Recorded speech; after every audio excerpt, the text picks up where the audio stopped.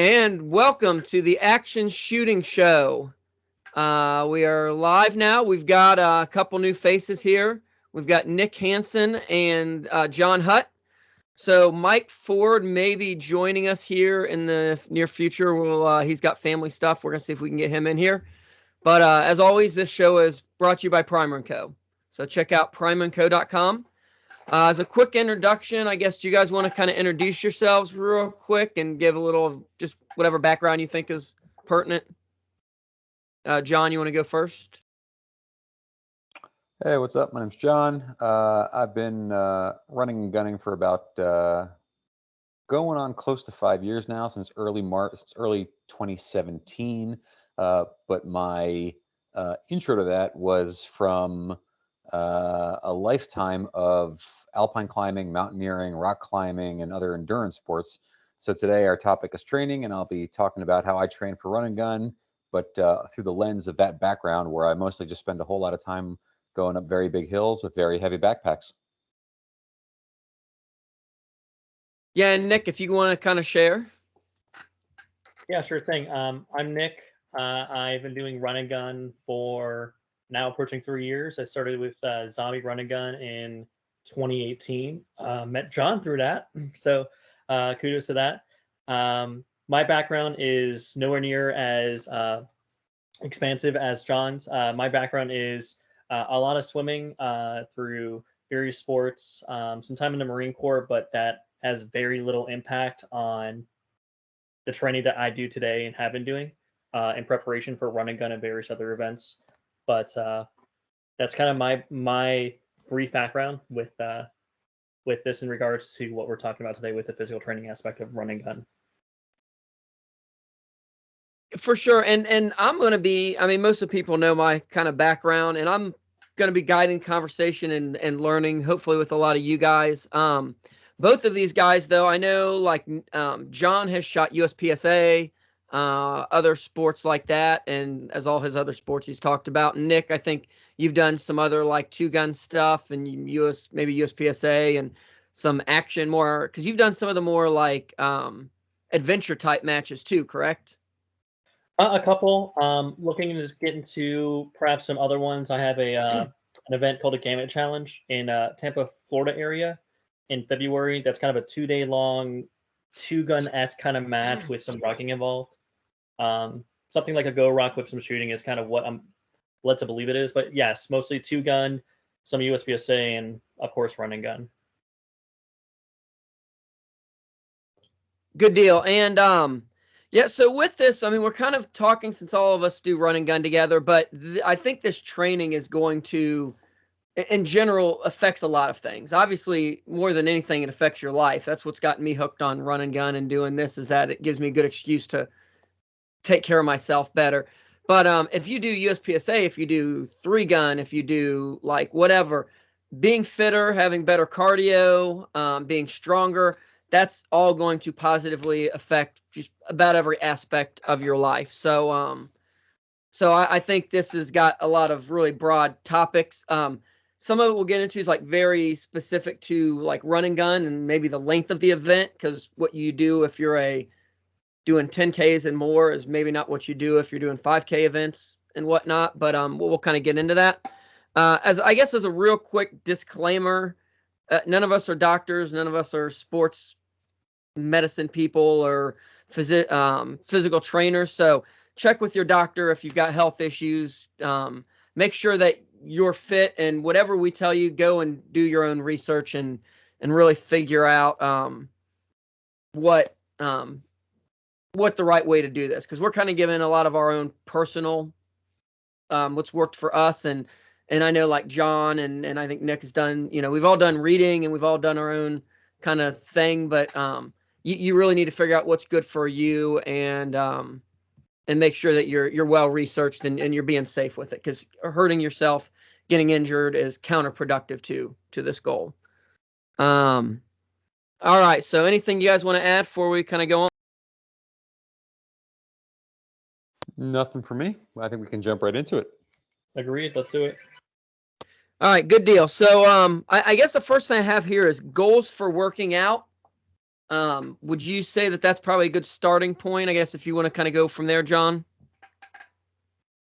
Yeah. So I don't necessarily, again, I can only speak for my own training, what's worked for me, and I typically don't set for run and gun a specific goal for myself um, in any sort of you know um, uh, tangible metric, in the sense that I'm not looking to be able to break a mile time, or I'm not looking to be able to deadlift a certain amount as training specifically, again, for run and gun.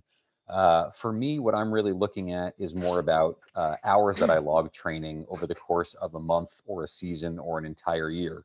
The more work capacity that I put in, typically the better the results I'm going to have, because it's not, and this is the statement I'm going to make, holds true for whether it's weightlifting or for run and gun or for rock climbing, or even trying to hit par times in dry fire, for example. It's that one workout or one training session will never make or break a specific goal. And it's going to look like this: you're going to go up for a bit, then you're going to backslide, you're going to wonder why you're not performing at the same level you were, then you're going to continue rising. And it's this amount of energy you put into training consistently week over week that really is what yields results, not just hitting a specific benchmark. So all that to say, I don't have a specific goal, but what I do try to do is have a benchmark event, a very important event to me. For example, often I'm going to start a training program in about 90 days to 120 days out from Legion, for example, the 9/11 match, which is typically the match that always means the most to me and the one I really want to do the best at. And this past year, I trained really hard, and it paid off. And we can talk a little bit about what the training I did for Legion was, and it wound up netting me a division win and 4th overall. So I'm pretty comfortable with that approach, and I think we'll talk about that in a bit. But now let's hear from Nick. What do you do about goals? For goals with run and gun, just a disclaimer: my methodology has been heavily influenced by John specifically, and I think with Ryan and when Mike, if and when Mike comes in here, they'll also concur with that. That John has been a big influence on how we kind of approach run and gun now a little bit more intelligently, and along with the thing with goals and run and gun, it's very difficult to establish a tangible goal where you see like, okay, if you're on a track, it's easy to gain those metrics and to get that time. However, in the context of run and gun, there's so many different variables outside of the shooting part. We're just talking the running part, right? Where you get different courses, different obstacles, different weather, and it happens, so not infrequently, but there's so much time to pass in between. There's so many variables that can influence how you may perform in 1 year versus another, or even the same venue that may happen to use a different course. But for me personally, I am tangible numbers driven to some degree. And run and gun was kind of a really difficult thing for me to kind of plug those two things together. It's again like difficult to say I want to go ahead and get a sub 6-minute mile or something, and then try to apply that to run and gun. With that, I've kind of adapted my plans with run and gun, where what I'm doing today, which is kind of more centric into a little bit more bodybuilding now, not bodybuilding, but more athletic training based, has kind of seen as like, okay, improve on this side, and that will have follow on effects for my performance in run and gun specifically.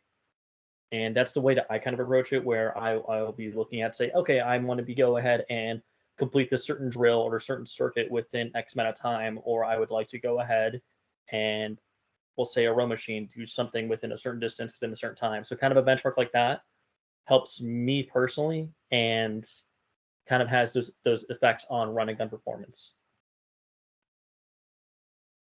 Yeah, and that makes sense. And I think, and maybe I didn't word that right. I guess one thing I was thinking of goal is like with the sport, like what do you need to work on? That's definitely going to probably drive where we head with our training. I mean, you can say, well, I want to be better at everything, which is good. But like I know for me last year leading into the season, I really worked on cardio. I was rucking a ton. I was running all winter long, rain or shine, snow. And actually it's funny that you're mentioning about like these goals. It's easy to get defeated, and I had to kind of fight it because heartbreak was most I've ever trained for a match. Like up to that, I hadn't really done much training for running guns. And I worked my ass off all winter long training for that. And then I get stuck late on RO day and it rains the entire time and the weather turns cold. And what I was hoping to be like a pretty solid match finish for myself ended up being a pretty like miserable time. And I ended up just not performing well. And some of that was maybe fitness stuff. Some of that was just not having the right clothes and, just the weather itself. I mean, if you get 50 degrees and someone else gets 30 degrees, they're going to, maybe perform different. So there was lessons learned, but if I just took that as a metric for how my training was going, it would not look good.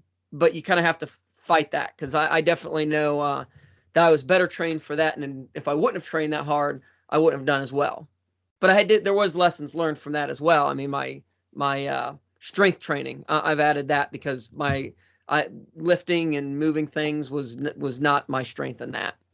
So yeah, I guess that's kind of where I was going with goals. But with that, I guess maybe we could talk about when you're planning your training, and I guess if you want to take another direction with this, go for it. But like when you're training, I guess the kind of events you do may make a big difference. So if you're doing something like Heartbreak where okay, well, we're running and there's long distances and there's steep hills, but also they're going to make us do push-ups. They're going to make us move heavy stuff around. Like, I guess how all does that affect your strategy? Yeah. That's a really good question. So with training, there's a couple axioms, and right, again, not a personal trainer, but I have been training for a very long time. And there are a couple axioms that you can't ignore. Number one is for almost all of us, unless you happen to be independently wealthy and single and have no kids and don't have to worry about a job or making rent or anything, there's a limited amount of time we can train, right? So for me, at least, it's important that when I'm training, I'm getting the most value for the time that I have. Because let's say I've got, when life is easy and chill, I might have 2 hours a day to train, right? And that's pretty good. But many people don't have 2 hours a day to train. Sometimes in life, I've had 4 hours a day to train, which has been incredible. Sometimes I've only got an hour. So however much time you have, you really want to maximize the efficacy of that time. That's number one.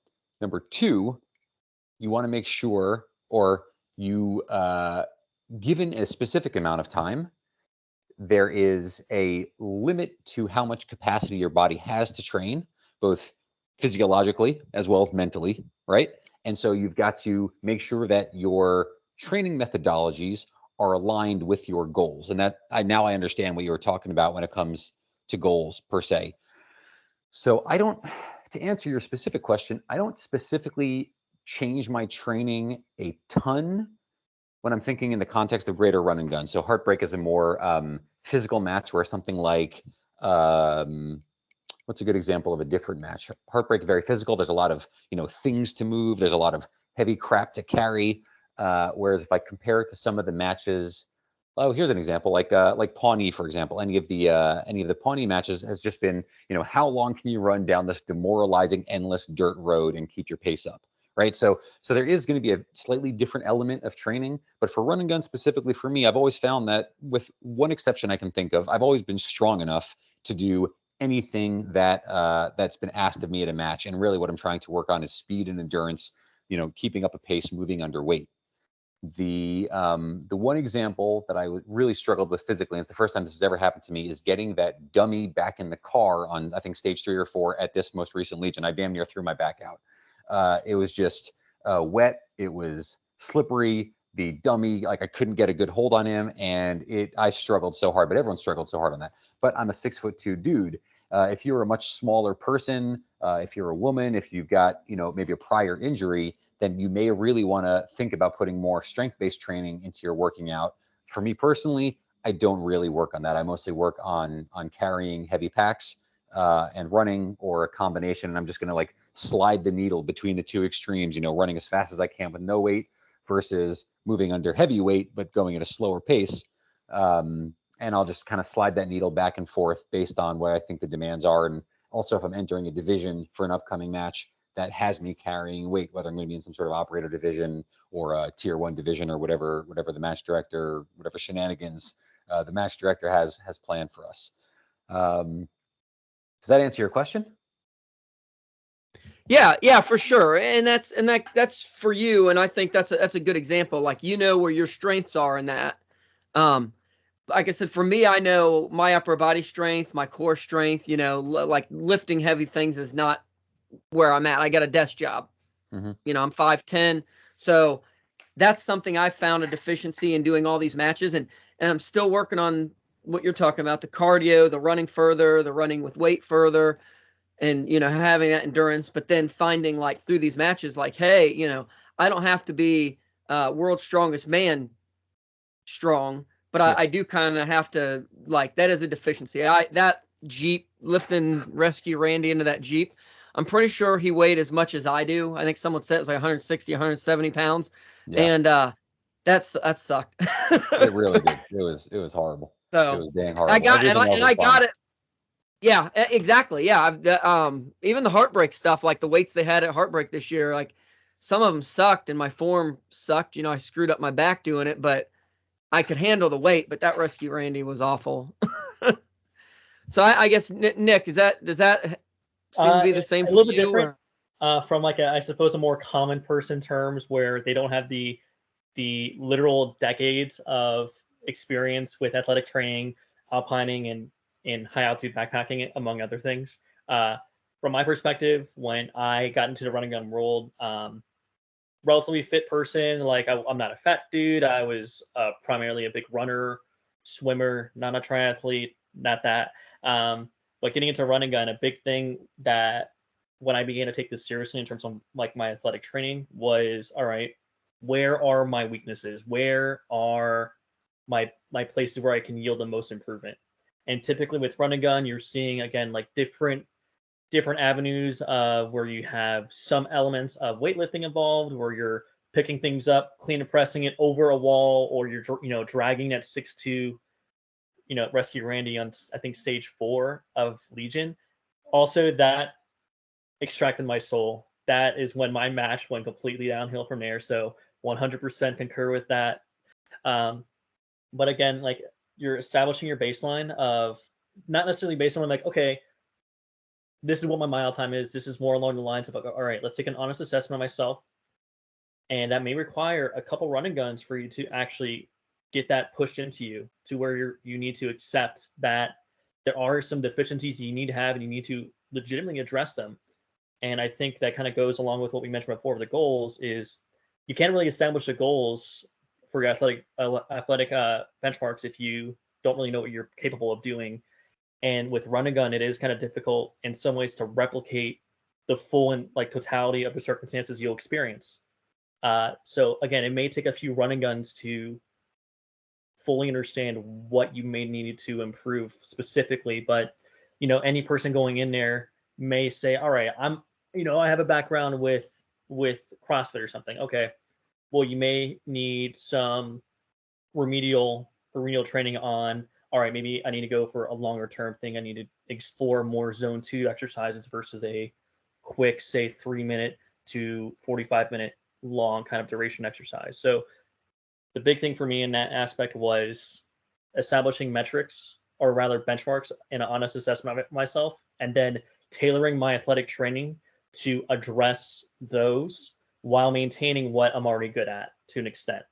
But again, that kind of goes into that whole dichotomy of how much time do I have? What's the max amount of value I have? What's the max amount of training value I can get per X amount of time? I agree, and I think maybe that's a good segue then. And John, I think, can talk about this well. But you mentioned that zone 2, and I understood a little of this stuff, and John introduced, I think, all of us to the Uphill Athlete, which is a really good book that I highly recommend if you're interested in this sport. But maybe John can kind of explain some of the zone stuff, because like, and I've tried to follow it some, and I'll say that like it sounds easy, and I think it's really, really hard, like to hit, to follow, like especially when you're training in those lower zones, to actually stay in it, because most of the people in this were competitive, and like doing it seems like we're not doing anything. Does that make sense? I mean, I think that's pretty normal. Is it's like trying to stay in like zone 2 or whatever and get this like real like stay out of the upper as a guy or as a competitive person, like I just want to go push at 100%. If I go out for a run, why am I not going to want to just tack my heart rate out at max heart rate for as long as I can until I fall over, you know? But I've learned through this that that's not the way to train. So maybe you could go into some, maybe not train all the time. Yeah. John, do you think kind of we can discuss like the relationship between, say, endurance, work capacity, kind of go over those terms? I think that'd be a great segue into the 5 like heart rate zones. Yeah. So Yeah, I'm going to great. talk. I'll talk a bit about that. I'll also give some context to what Ryan said, so that everyone understands what's going on, and I'll also talk a bit about Uphill Athlete, the book, because that also formed the basis for a lot of the training that I do for Run and Gun, and really, all the other sports and activities that I really enjoy. So Uphill Athlete was written by 2 guys, Steve House and Scott Johnston. Steve House is one of the greatest alpinists to ever lived. Done more incredible climbs at high altitude than pretty much anyone else alive. Scott Johnston has been the coach of the U.S. cross country ski team for, I don't know, 20 plus years, and is also an extremely high level competitor himself. And Scott wound up coaching Steve, and then they ultimately decided they wanted to write an article together, and all of a sudden that article, after 6 months, became 500 pages, became a book called Training for the New Alpinism, and then a second edition called Training for the Uphill Athlete.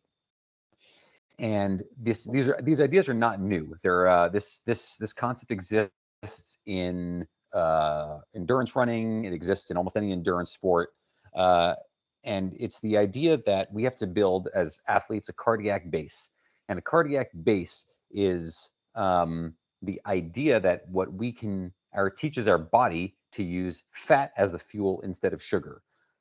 Any typical human adult can only keep about 2,000 calories worth of energy in blood glycogen, right? Not very many calories. You can burn that in about an hour and a half if you're working hard.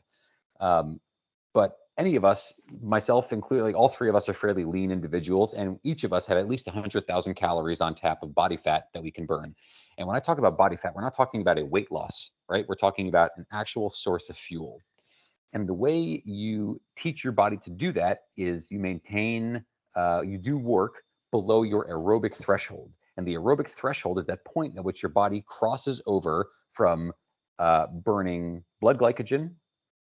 fat up to burning blood glycogen once you cross that aerobic threshold. And let me back up. To teach your body to have that ability to access the fat, you just have to do lots and lots of work below the aerobic threshold. And when we talk about zones, the top of your zone 2 is what generally correlates to that aerobic threshold, right? So when I talk about when Nick or Ryan talked about doing work in zone 2 and running out in zone 2, for me to stay in zone 2, I'm running at about a 13-minute pace, which is extremely slow. It's agonizingly slow, boringly slow. And what Ryan was talking about is like, if I'm competitive and I want to go out and I want to train hard, and you're running at this 13-minute pace when you're capable of running a 6:30 mile, let's say, right? It feels ridiculous. Like, what am I doing? Why am I wasting my time here? But the answer is you're actually teaching your body to be a much, much more efficient machine. That's the whole goal behind this style of training. And just to give an anecdote before we get further into this, I first started doing this training in late 2017, and I spent about 9 months building a cardiac base, running in zone 2. And I took my zone 2 peak speed from about a 13-minute mile down to about a 9:30 over those months. And then I went out to try and run a mile, and I did actually have a benchmark, like Nick talked about. I did know what my mile time was, and my PR in my life. I've never been a particularly fast runner. My PR for the mile was just about 8 minutes, 8-minute mile. Decent, but not remarkable by any stretch of the imagination. And after those 9 months of doing zone 2 work and just running slow, I went out and PR'd my mile at 5:48, fastest mile I'd ever run. And I did literally zero speed work in those 9 months. And it's completely counterintuitive. But if I were to wrap it up in just one short sentence, you have to go slow to be able to go fast. And I'm just going to cap that with one thought, which is that, and this is again from the book, not any of my original science or knowledge. It's that most of us who are used to going out and running hard for a mile, 2 miles, 3 miles, what we're really doing is we're not getting more fit. We're increasing our pain tolerance, right? So when I used to go out for a jog early on, just a simple casual jog, let's say like a 9-minute mile pace or a 10-minute mile pace, my heart rate would spike all the way up to like 160, 170, right? There's no real reason why my heart rate had to go that high to maintain what should have been a casual jog. And it's because what authors Johnston and House were talking about is it's called ADS, aerobic deficiency syndrome. You could be someone who's fit, who goes out and wins races, you can outrun your buddies, but you're actually not all that fit, not in this way, right? You can't do high amounts of output at low amounts of body energy expenditure. So that's what this style of training is about, and that's really what I've put the bulk of my effort and my time into training, and it's really paid off in spades. So that's the very, very short overview, and it's a huge topic. There are textbooks and textbooks on this. So I hope I tried to cap it a little bit, and we can dive into any of those topics in more detail, and I'll give you the best understanding that I've got of the concepts as we go on. Yeah, and I think maybe the important thing, if and he said it in a couple different ways, but when we're doing these events, and like I said, if you're doing a 5K run and gun, maybe you can be up above that aerobic, and you can have that aerobic deficiency, and your body just has the calories to burn. But as you get into longer events and doing more of this, eventually your body's running out of that easily burnable fuel that you Yep. have on you, and you're not going to perform the same as if your body is just able to burn those fat reserves. Because there's and maybe I can't remember, there's a chemical that your body's producing, correct? That it can only, what is it? I don't know. To ammonia triphosphate, ATP, which is yeah. Adenosine triphosphate. Thank you. Not ammonia. Not ammonia. Yeah, that's not useful. But yeah, it's like at a certain point, your body is efficiently getting rid of this, and then once lactic acid, once lactate, blood lactate. That's what I'm thinking of. Yeah, lactic acid. So your body's producing this and getting rid of it when you're in your right, when you're underneath that zone too. And then after a certain point, your body's burning or producing more of that than you can get rid of. Is that the general? It's been a little bit since I did. And that's part of what's, once you get over this zone, your body can't get rid of it quick enough. And so now it's not burning your reserves. It's burning your, easier sugars and things like that. Exactly. So, yeah. The body will burn what it can burn most easily.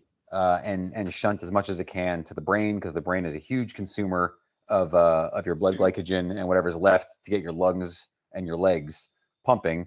But as you've learned, as we've all learned, once that lactic acid threshold is built up too high, there's really no way to get rid of it, and then you're in pain. And I did read an article recently that I don't remember well enough to quote, but it's exploring some of the new relationships we have with lactic acid and blood lactate.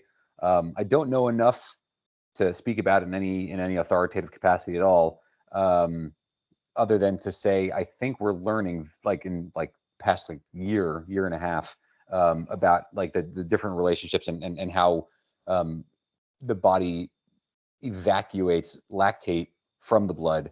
But I don't really know enough to say more. I obviously have to do some more reading about that. Yeah, and I guess the reason I brought that up is that lactic threshold, once you've crossed over that, it's not quick for your body to jump back down. So let's say we do something and our heart rate jumps back down to maybe somewhere there would be in our zone 1 or 2, but that doesn't mean your body jumps back into that. Once that lactic threshold's crossed, you're kind of stuck there for a little while. So so that's the big reason for this training, because you want to keep it there as long underneath that as long as you can. Yeah. And one thing that's go ahead, Nick. And that's a huge thing that I think rather than, I think this reminds me of the way that I kind of, when I'm racing, when I'm on a run and gun, I am real deep into my heart rate monitor, trying to maintain not necessarily a pace, but I want my heart rate to be at a certain level. And for some folks that, again, if you're new to this, or if you have other priorities in terms of things to purchase, whatever, that's a whole different story, right? That has been covered before. It's difficult to kind of set that. Now within zone 2 stuff, where you may not have access to a heart rate monitor, generally you're trying to keep yourself within a conversational pace where you can speak the way that we're speaking now while performing whatever task that you're doing. And a lot of folks, again, like it is painstakingly, painfully slow. Even me just walking and trying to at doing a light jog, it's very difficult um, to kind of set that gear and set that proverbial gear for my movement to match that conversational pace. So I expect a lot of folks, even those that have been here for quite some time, to it'll be a big pill for them to swallow. But yeah, so I'll jump in. my input I'll for right jump now. in. Yeah. What's that? So no, I was gonna say I'll jump in and finish that sentence because it looks like you were hunting. So so you're gonna be doing a lot of this work slowly, and Nick touched on this for a second. But this training is really about endurance training, right? So a 5K run and gun, there's no endurance component there. A 10K to a 10K plus, we have a lot of match directors who will call it a 10K, but we're running a hell of a lot more Ks than 10. That's when you start crossing into that distance and time out on the course where endurance starts to become a thing. If you're only going to run 5Ks, this method of training, it's effective, right? But again, like I talked about before, you've got to focus your time on what's going to pay off the greatest dividends for what you want to accomplish. And doing this zone 2 type training is probably not the best use of your time unless you really want to go out and do other endurance-based events. And that doesn't necessarily mean running guns. If you just want to go out and do long mountain bike rides, if you want to go out and do long 6-hour, 8-hour hikes with your family, right, this kind of training will also pay off in dividends.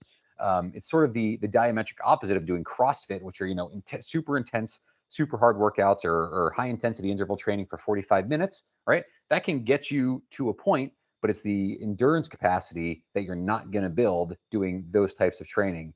And then there was a follow-up to that, which was, right.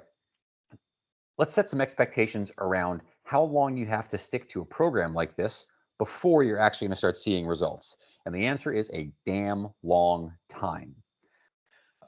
Based on the reading and research I've done, there are general benchmarks that have been put forth as suggestions for how long it takes to see results.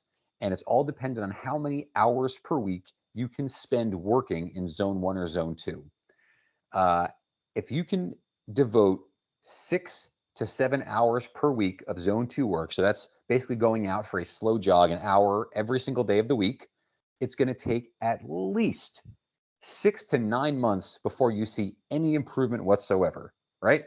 So for a typical person who only has 45 minutes a day to train, let's just say, you got job, you start early, you got kids, you got a family, right? Probably not the ideal type of training program to embark on.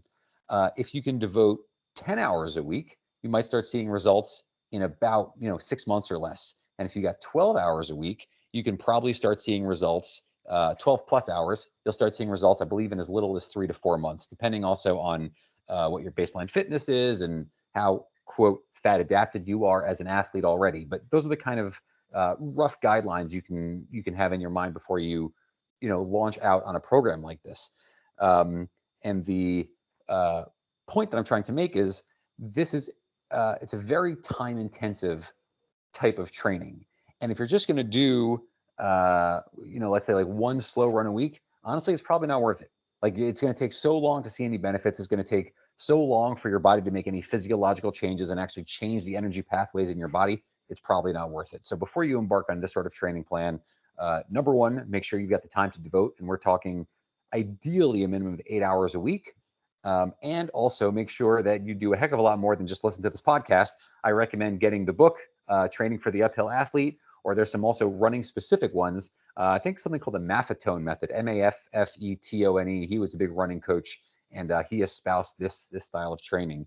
And just to give some context to all this, when we talk about whether this is effective or not, even putting my own little personal anecdote aside of how much I was able to reduce my mile time by, the average Olympic athlete who places podium or does very well, I'm told, again, strictly hearsay from reading interviews with Scott Johnson or some of the other folks who are in this level of coaching, is that they spend 80% of their year's training hours working in zone 2 and zone 1, which is even lower.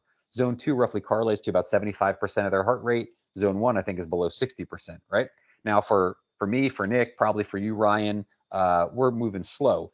At the Olympic level, once they've trained up, these folks are, running in zone 2 where they can have a casual nose breathing conversation. They're running like 530 miles, right? They are so far above what you and I can do that we're not even in the same universe, right?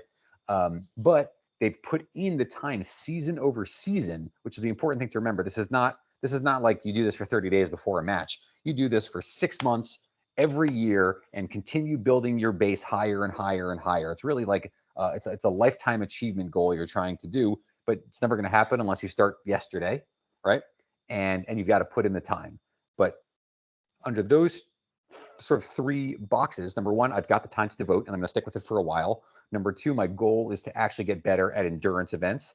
And number 3, that I can actually make it happen given the constraints of all the training I want to do. And let's not forget, right? That includes dry fire, that includes reloading, that includes, messing around with gear, confirming zeros and testing and everything else we've got to do for our sport, right? There's a lot of demands. So only embark on this if you've got the capability and the interest. Otherwise, just go do CrossFit. Yeah. and don't get hurt. Don't do. Yeah. Well, don't do CrossFit. No, I'm sure that's good, but yeah. I guess that's a good point. There are tons of different ways we can do this, and I think that's a good topic there.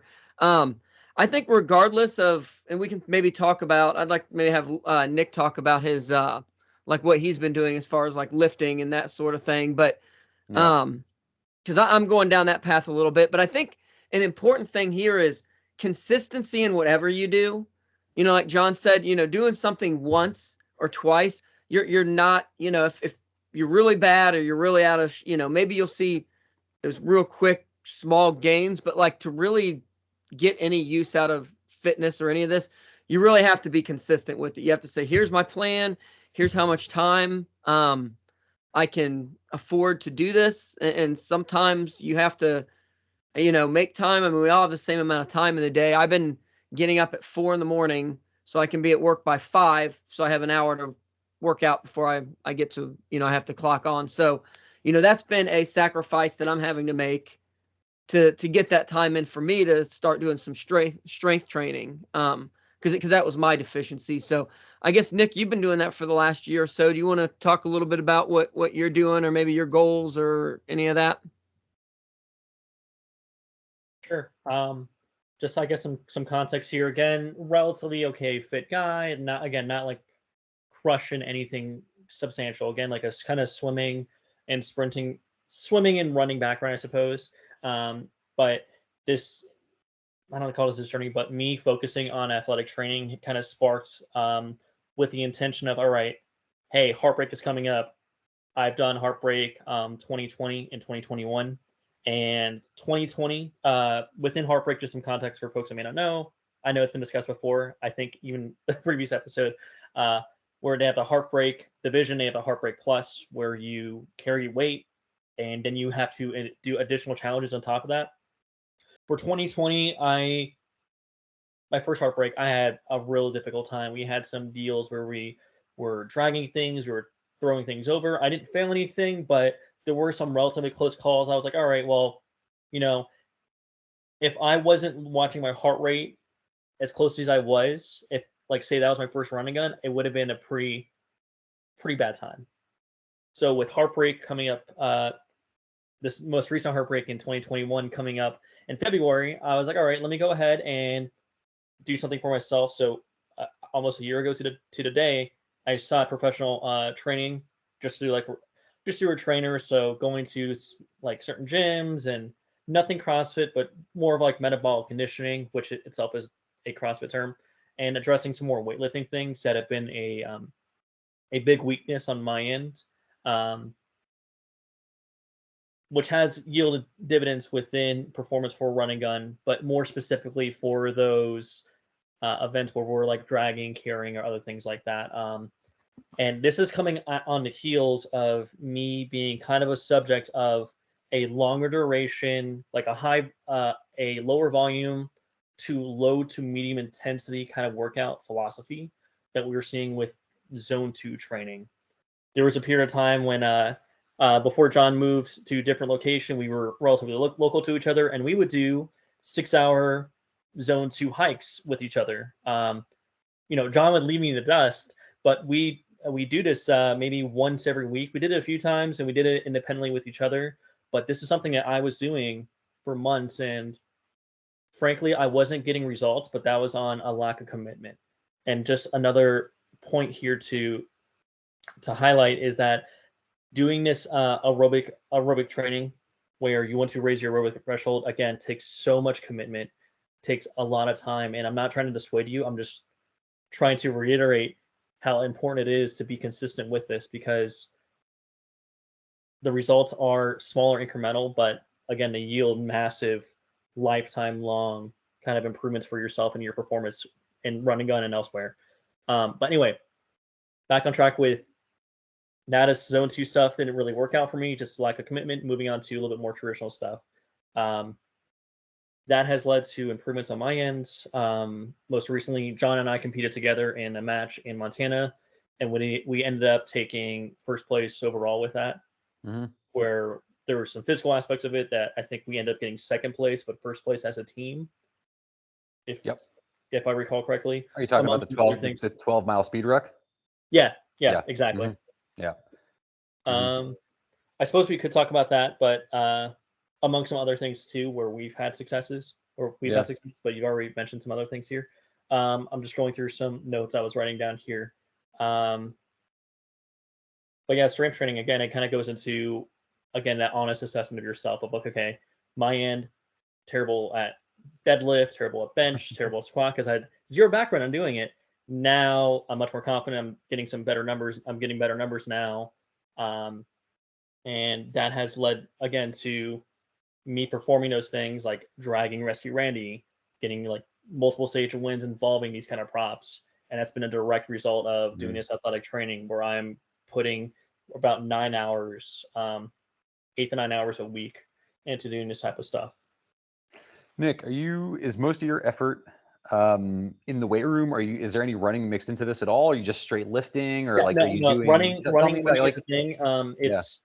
It's been, I would say, maybe 3 hours, 3 hours a week. So I like to do hiking, so I'll try to get a hike in during a week on the various trails around my area. So it might be a couple hours, maybe 3, and then I'll give or take a run, and it's typically a very slow run, because the things I do in a weight room are typically more high intensity metabolic conditioning, so a lot of kettlebell work, some occasional deadlifting, general bench, squat, and other things, just accessories to support those.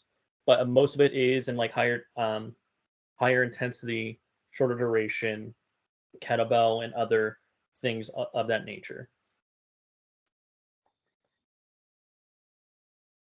Ryan, What about you? Ryan, are you? And I've got a question for you, Ryan. Yeah. How does your workout plan compare to Nick's? I don't want to say your workout plan, but your general workout schedule. And are you tracking benchmarks specifically for run and gun, or are you doing this because you just want to be like generally like more fit, able to like play with the kids and be horsey daddy for longer? Like what's the actual motivation behind this? Like definitely both. So I probably similar to Nick, before really getting more into this, like I was a fairly fit person. I could go do a run and gun and like I would be dying at the end, but my run times were like middle of the road, so that's without training. So it wasn't like I was a couch potato, but then you do them and you say, I'd really like to be able to like finish a 5K without feeling like my heart's going to explode. I'd like to be able to lift these things without feeling like, 1 more pound wasn't going to happen. So I think it's a mixture of those two. There's definitely the general, like, I would just like to be more fit. I want to be there.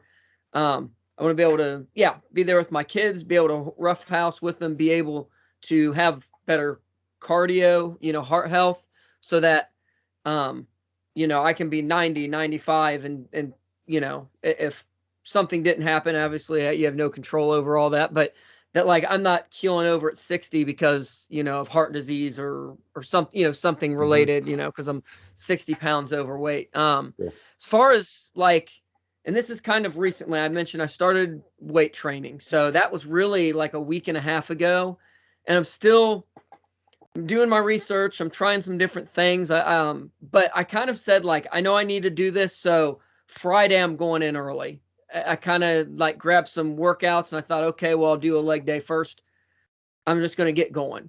And luckily at work, I've got a friend that's been lifting a long time and I've been bouncing things off of him. So like Monday, I'm doing Monday, Wednesday, Fridays, and I've started a what they call like a push pull leg routine. So Mondays are all using your pushing muscles. So you could say like bench presses, different stuff, anything where your muscles are physically pushing weight away from you. My Wednesdays are the pool. So as that says, you're using any of the muscles, and a lot of it tends to be your back. Some others I'm still getting all the terminology, but anything where you're using muscles that pull things towards you. And then Fridays I'll be doing leg related exercises, and then each of those days I've been throwing in some kind of core workout because in general most people's core, from what I understand, is not as strong as it could be.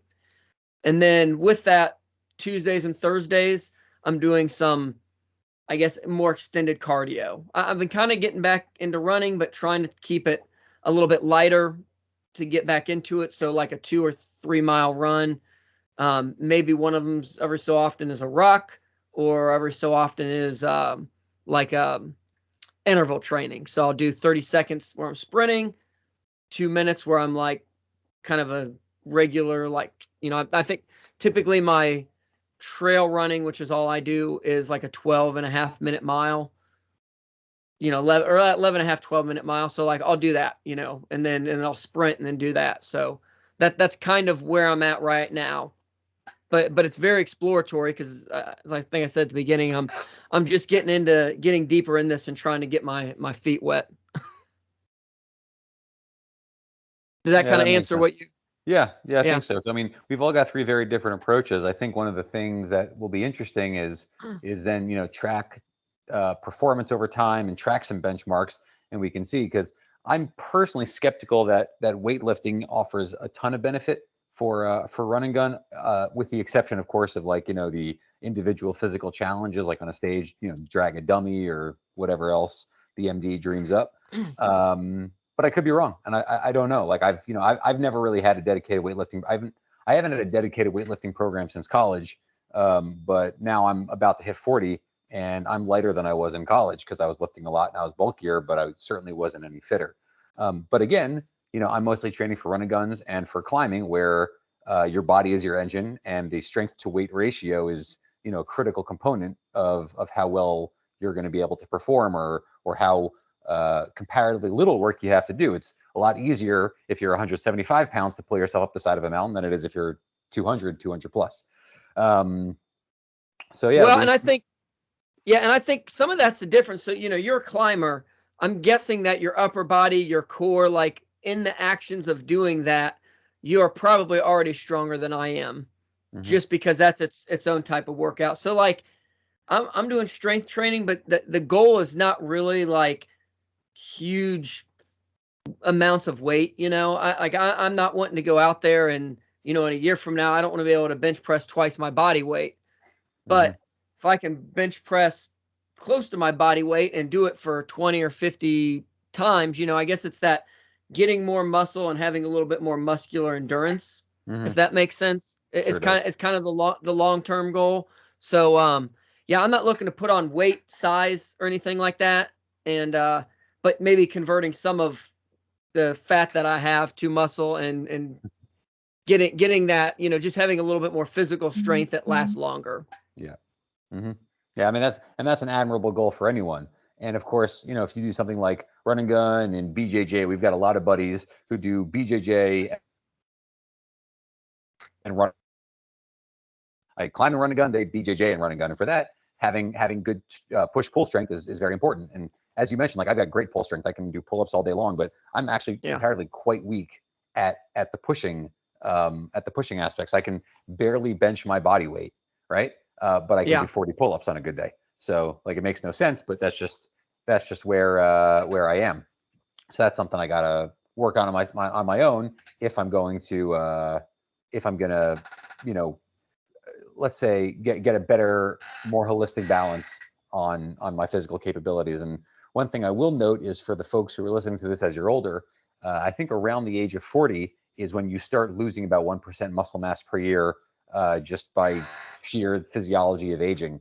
So certainly as like I'm going to cross that 40 threshold and move into my middle years, I'm definitely going to, like, in my head that I need to start spending more time on general strength training and less on cardio and endurance, specifically to ward that off.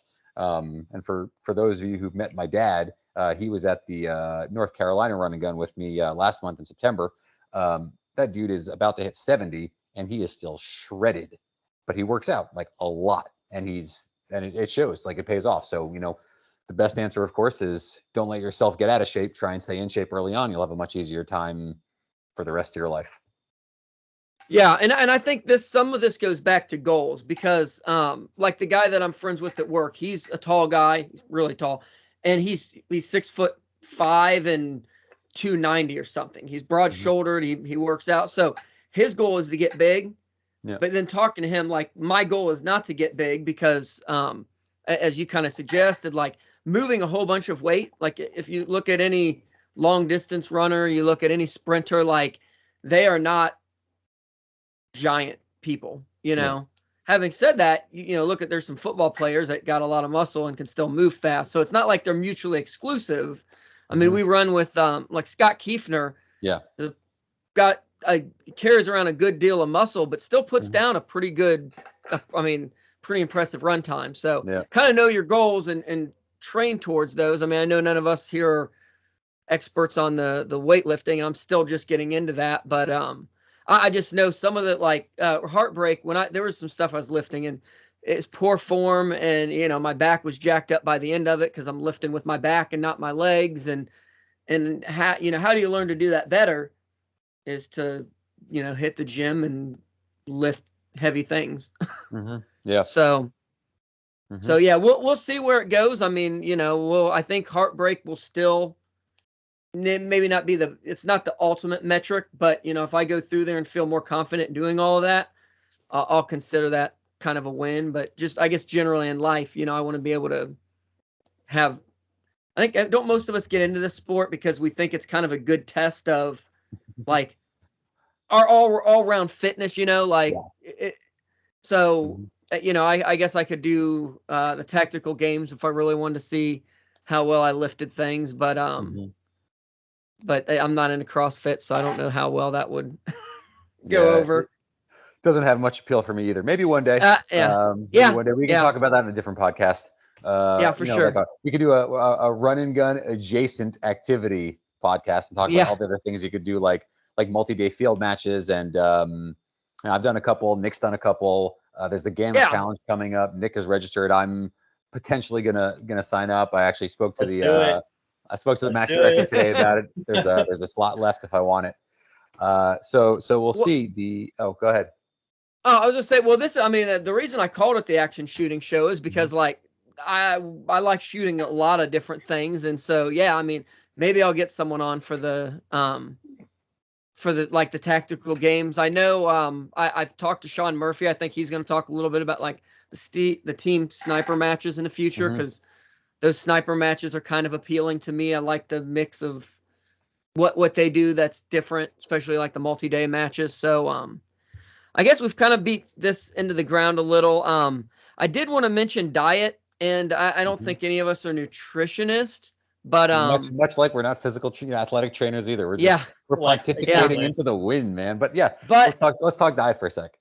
But like I know I've been reading more on this, and maybe you guys have things to add. But if you're going to work out, your food is what fuels you. They don't run Formula One cars on pump gas. for a good reason. So if you have a crappy diet and you're starting to work out, from experience in the past and talking to people, you're not going to have the results that you would have if you kind of look at what you're doing and like how your diet lines up. I guess you want to add anything to that, John? Yeah. There's a book by a guy named Michael Pollan, Pollan. He's a New York Times food writer, does a bunch of things. And the tagline of one of his books was about eating healthy and I love it, and I've taken it to heart, is eat real food, not too much, mostly plants, right? That in and of itself encapsulates almost everything that you need to know about eating, about having a good diet. No, obviously, skip most fad diets. Plenty of them work, and you'll drop off some fat very quick, like keto, for example, or going to what's the other one where everyone just eats bacon and eggs all the time? Paleo. There's Yeah. paleo. There's a whole bunch, but Yeah. even if you get short-term results, they almost always don't stick around. They don't last for a long time. You relapse. You see the weight go down, you get really motivated, then it skyrockets back up. So they're very challenging to maintain.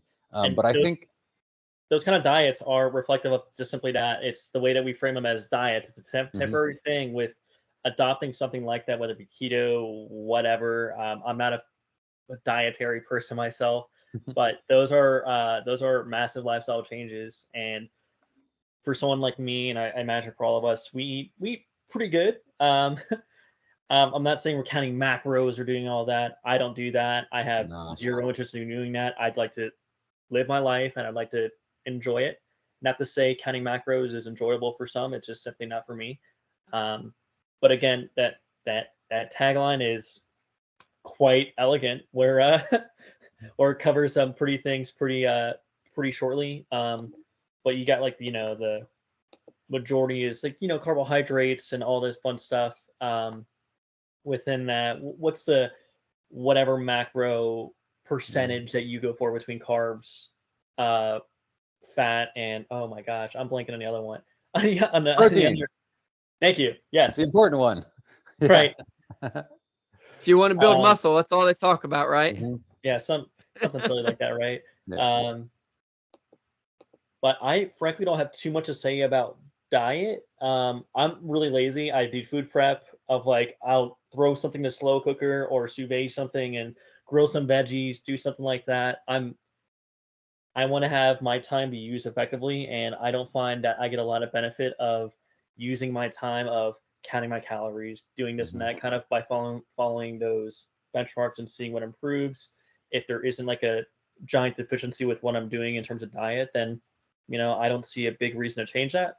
But there are other compelling reasons for you to do that or something else. Yeah, and I think I didn't want to get deep in it, but I think that was the big thing is like if you're doing this work, like it's worth looking at your diet. If all you do is eat fast food and processed foods and throw in TV dinners and like I would put money down that your results are not going to be as good as they could be if you did eat healthier.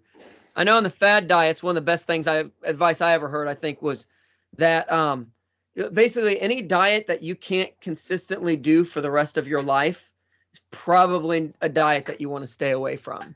And I know there's a lot of the fad diets. It's like, you do this and like the keto, and you do this and you get into ketosis and it's like, yeah, you drop weight and you do this, but like no one's saying like, hey, from now until the rest of your life, you should do the keto diet. Yeah. At least it seems like most people I hear talk about it, they talk about doing this for like short periods of time and then like eating, going on something else. It's like, well, it puts up red flags for me. Right. Because it's just not sustainable. So the answer is, eat the least processed amount of food you can, try and cook things from scratch. If you don't have time, dedicate one afternoon a week, like Nick said, to meal prep, and just go for, lean meats, lots of vegetables, simple grains. I'm sorry, complex grains. Don't eat white bread. All right. That's not going to help anything. Don't eat flour tortillas with every meal. Get the corn tortilla and just eat real food. If you eat real food, you'll almost certainly be in much better shape. And limit your sugar intake. And you do that and you're pretty well covered. obviously you can get into the, macronutrients and micronutrients and all that things. But I think if you're, slamming down TV dinners and drinking 2 liters of Coke every day, you got some very low hanging fruit that are easier to solve and get your diet right. And then there's a third point, right? You got the fitness, you got the fuel, one more, sleep. If you're not sleeping 8 hours a day and you're training hard, you're never going to improve. You're never going to recover. Get that shit under control and sorted out. It's more important to get more sleep than it is to get that extra half hour of training. That's a guarantee. I'm terrible with sleep hygiene. I don't have insomnia in any way. I just stay up way too late because there's interesting things to do, interesting things to read. I want to, mount a new scope, whatever. Like, boom, I can, all of a sudden it's 2 a.m. I'm like, oh shit, I should really go to bed right now. But over the past couple of years, I've really done what I think is a great job trying to get that under control. And I've seen, huge improvements in my own ability to train, my focus at work. I mean, everything. So you really got to get the sleep under control because that's the third leg, and you really can't ignore it. Oh yeah, for sure. And that's, I mean, when we get done with this, I'm going straight to bed, because if I'm got to get up at 4, like I'm out by 8:30 or 9 usually, God bless you guys. But I get up at 8:30. Yeah, Nice. but With what's that? Oh no, with that, I think as we like beat the diet deal into the ground, a thing that was a big. It took me so long to get for Run and Gun to actually kind of establish a routine. Is what do you guys do in terms of things that you may do physically? You may be doing diet wise. We'll say 3 days arbitrarily, 3 days before a match. Do you do anything different the night before a match? What sort of things do you guys do to kind of prepare yourself physically for these kind of matches? Because again, that the 6 months, whatever, we're not counting that, but let's talk about the night before, for example. What sort of things do you guys do to kind of prep yourself up for something like Run and Gun? I'll maybe go first, because I'm probably gonna. I doubt it's as involved as John, because he's a lot more researched on this. The things that I've focused on for me is, and I even say more than 3 days, but like the week leading up to it, I've made a conscious effort over the last couple years to drink more water, because I was like really bad about never drinking water. Yeah, I've got mine. Never drinking water, and I was always like on the edge of dehydration. Like literally, if I went in a hard day, like I put on a 3-gun match.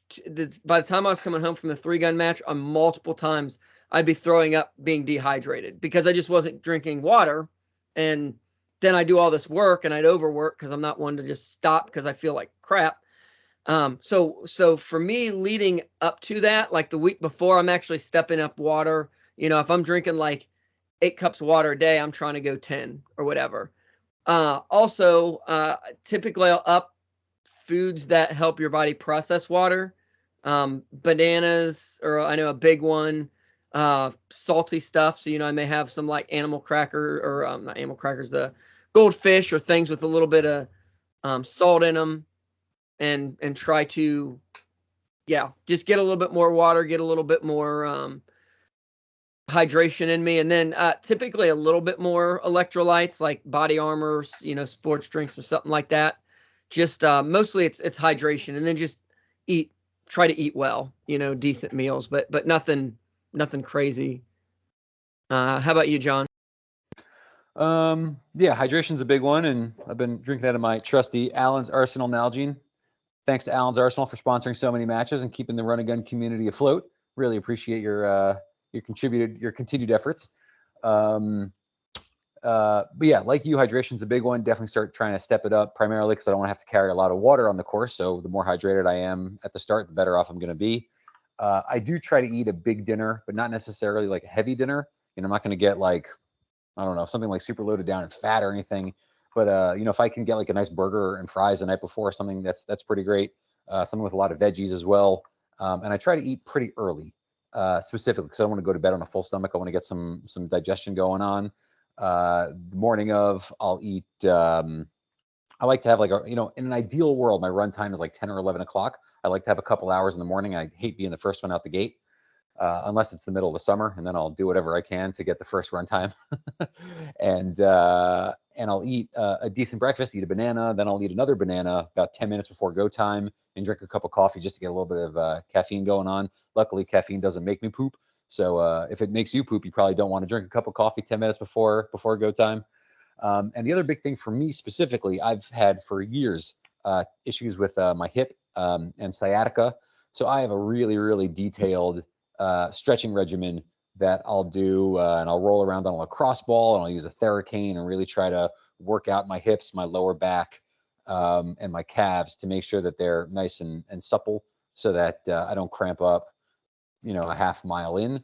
And the other thing that's really important that I've started doing is about a half an hour to 15 minutes before my go time, I want to make sure I'm fully kitted up, ready to go, got everything, like I'm ready to step off the line. And I'll go and I'll do laps around the parking lot. I'll try and run for about a solid 10 minutes beforehand and get my heart rate up, and then let it come back down.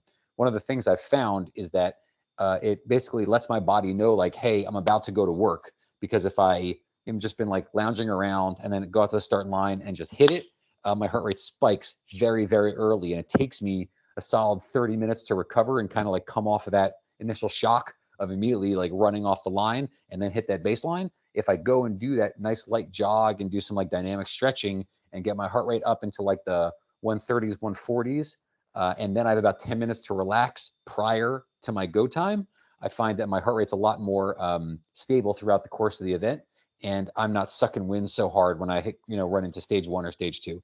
So those are the things that I do to like kind of like just get my body ready to for match day, basically. And Nick, you got anything you do? Yeah, absolutely. Background is typically for running in matches, just given where I'm at geographically. I travel far for some matches. So Yeah. the 24, 48 hours leading up to a match, I'm sitting in a car, I'm sitting on a plane. I'm not in the best type of environment to just like lounge out, stretch, and do that. It's taken me quite a while to understand the value of what a good, like, not even hour, but a good like 15 minutes of directed like woo swa style. I'm stretching. I have a foam roller. I have this and that. I'm doing these things directed because you're trying to, more or less wake up these muscles, trying to get these things stretched out because you're frankly going to be putting them to work, and traveling in a car for 8-10 hours in a car. Sitting down is not going to be the best environment for you to perform, and that's a thing that I become aware of, where I've had good times, feeling really good about my matches coming up, and then match day, something goes wrong. It's not necessarily like my mean gun or something like that that goes wrong, right? It's what happens before, and I really do believe that some of those have been the effects of me just not really taking things seriously before, whether it be hydration, whether it be actually stretching, because again, you're not in an advantageous position or environment to really stretch out, do your thing. And even on the opposite end of the spectrum of overhydrating or other things like that, which we can kind of go into later for our perhaps our things to avoid, our injury signs and whatnot. But the things I do, stretching, John has really made me a believer of roller, lacrosse ball, the cane thing. I don't know what it's called. I know it's on Amazon. I got it. It's amazing.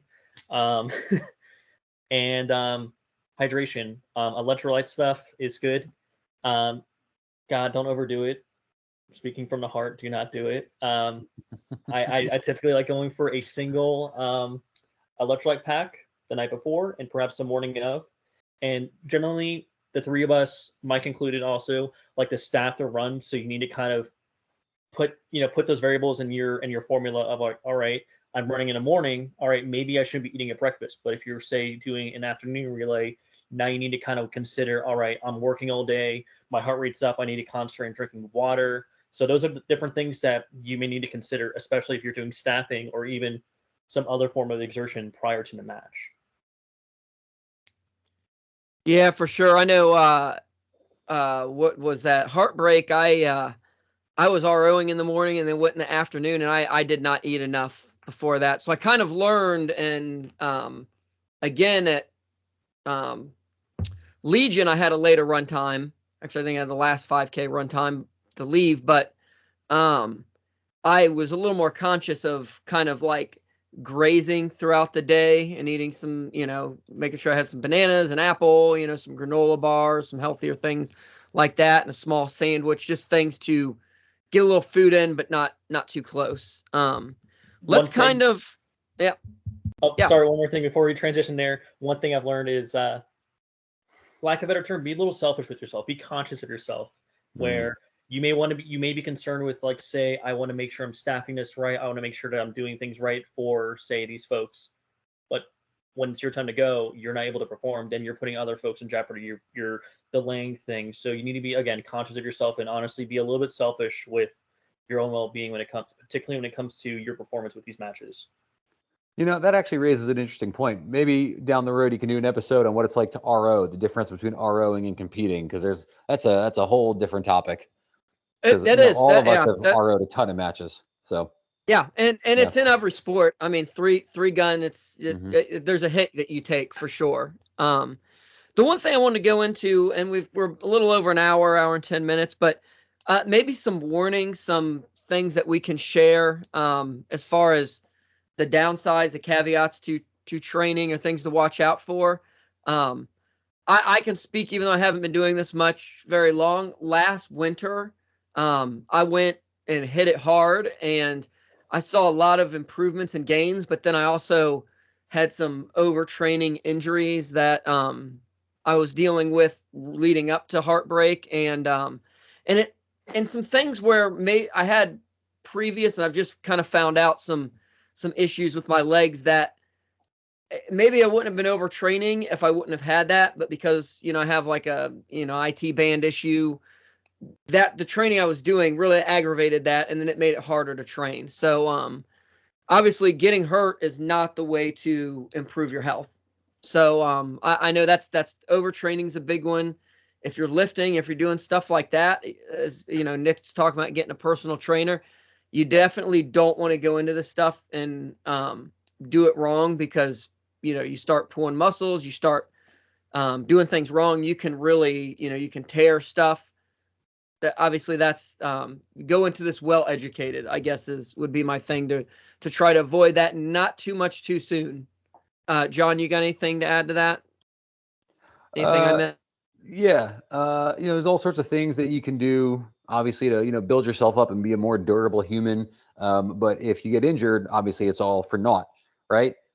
In that vein, one thing I will throw out there, and one of the things I've been reading and thinking about a bit lately, is the concept of overtraining, and right, that's sort of what you experienced, and not only overtraining over like the grand scheme of things, but if we just talk about the intensity of a single workout, right? Let's just take person A who goes out and runs wind sprints so hard, right, till they're going to puke, or the person who goes out and squats and supersets, and then neither of them can walk for 4 days, right? But then you've got someone else who does like a nice workout, gets a good pump, does everything, but they can still go again, right? And they can work out 5 days in a row. The person who supersetted or ran wind sprints till they died worked out for 2 hours and they were shut down for 4 days. Whereas the person who goes out and does a real good workout 4 days in a row and then takes 1 day off, right? They are going to get a lot more capacity and they're going to get a whole lot more time under load and an elevated heart rate during the week, every single week, over and over and over time. And they're going to see a lot better improvement in their progression and their fitness and everything.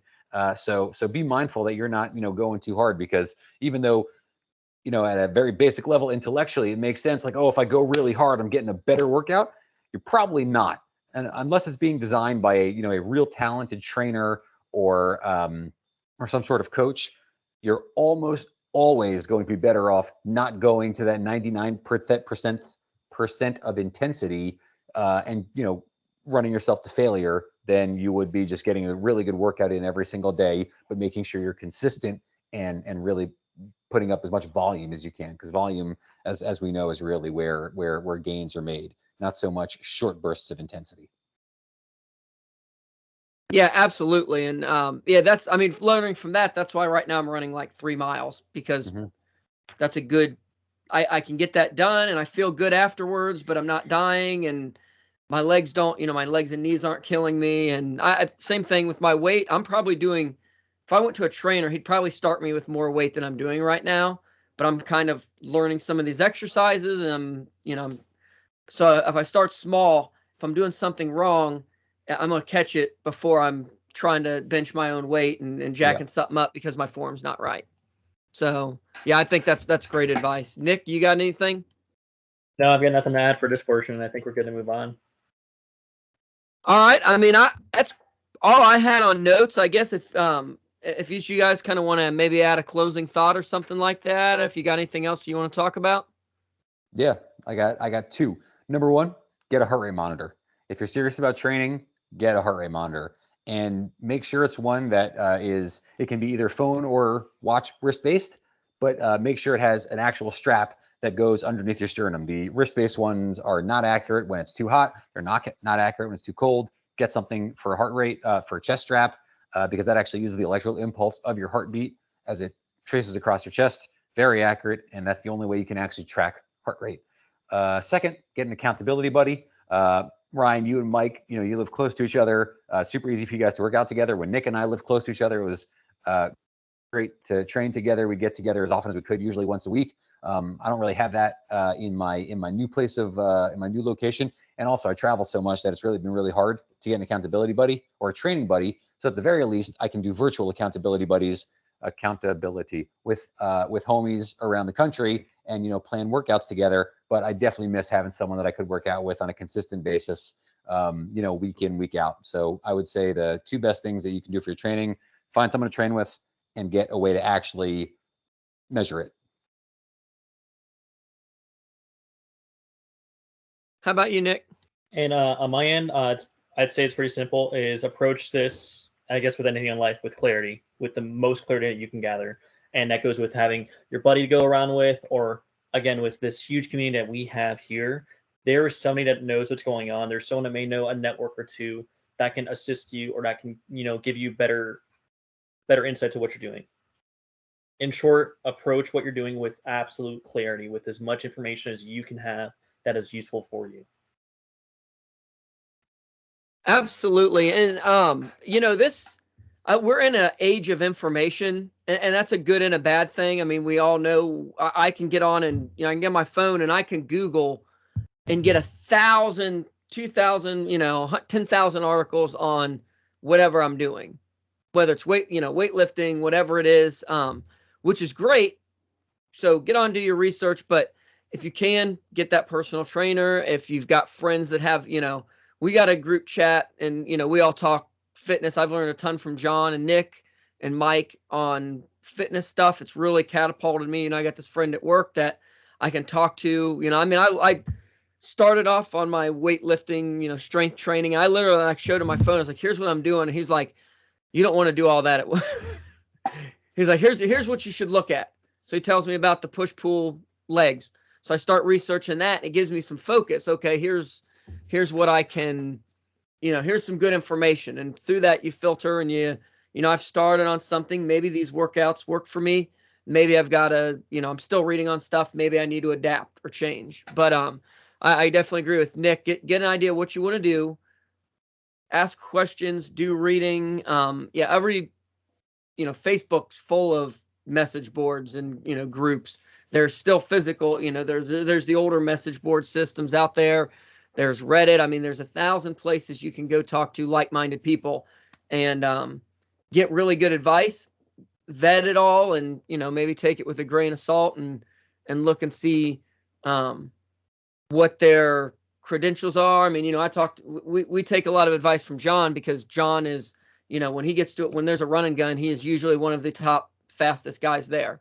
So if I want to learn how to run fast, long, he's a pretty good resource for that. And he's, and he's read a lot and he's educated on that. So find those people you can to really kind of learn that stuff and, do your research, I guess is the long-winded way of saying that. I want to thank you guys for being on, and this is a subject that I'm still learning a ton about. So hopefully the people listening learn something. If you have any questions, you can find these guys online. If you got one, send it to one of our pages, the Action Shooting Sport, and I can pass it to them, or we can try to find an answer for you. And check out the run and gun group, run and gun discussion, RNG discussion. Is that it, John?